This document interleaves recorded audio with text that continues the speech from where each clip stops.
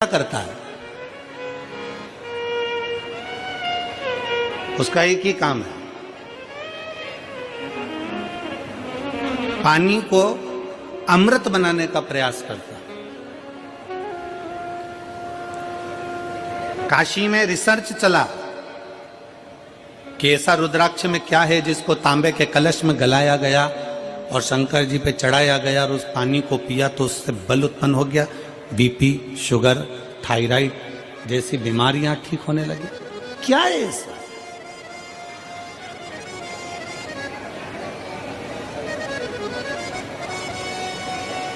हम कहते हैं शिव महापुराण के अंतर्गत एक मुखी से लेके 14 मुखी तक रुद्राक्ष का वर्णन किया गया।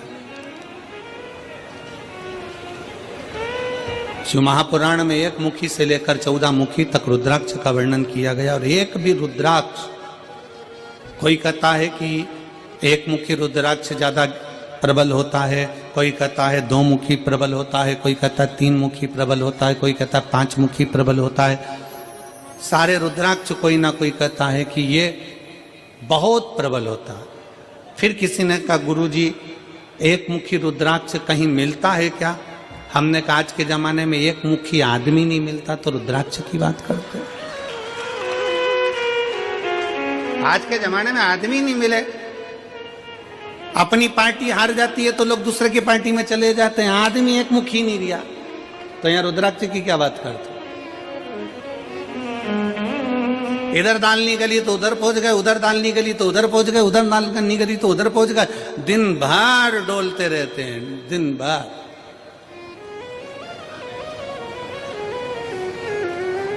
फिर किसी ने पूछा गुरुजी रुद्राक्ष कौन सा असर करेगा, कौन सा रुद्राक्ष असर करेगा, हम कौन सा रुद्राक्ष पहने जो हमारे शरीर पर असर करे? कौन सा रुद्राक्ष हमें पहनना चाहिए कि हमारे शरीर पर असर करे? हम निवेदन करेंगे रुद्राक्ष पहनो मत पहनो, पर मीठी वाणी का रुद्राक्ष अपनी जिह्वा पर रख लो, वो इतना असर करेगा कि सबको अपना बना ले, सबको अपना। वाणी ऐसी बोलिए जो मन का, जम के बोलो जरा, वाणी ऐसी बोलिए जो मन का आपा खोए। पर आज के जमाने में वाणी ऐसी बोलिए जो जम के झगड़ा होए, पर उससे मत बोलिए जो तुमसे तगड़ा होए। आज के जमाने में सबसे मूल है आपकी वाणी। वाणी की श्रेष्ठता हो तो समझ लो कि पूरी दुनिया तुम्हारी है, और वाणी की श्रेष्ठता नहीं तो दुनिया तुम्हारी अपने भी है। एक सास के पास में अंगूठी भी है, एक सास के पास में चेन भी है, एक सास के पास में जेवर भी है, एक सास के पास में दुनिया की प्रॉपर्टी भी है, एक ससुर जी के पास में सब कुछ है। सास ससुर के पास में प्रॉपर्टी है, जमीन है, बंगला है, गाड़ी है, पैसा है, धेला है, सब कुछ है। और मान लो उसकी वाणी अच्छी नहीं हो तो घर में 4 बेटे, 5 बेटे, 3 बहुएं, 4 बहुएं, 5 बहुएं, कोई उसका होगा? जम के बोलो जरा, नहीं।